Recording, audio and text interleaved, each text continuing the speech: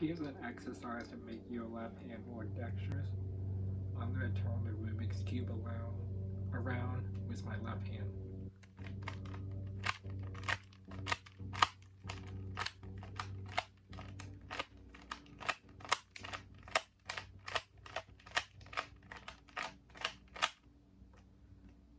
Keep doing this exercise for 10 minutes as a routine to get the left hand more dexterous. Your dexterous training where your left hand is retained after training. So if you do this regularly, it will be more dexterous.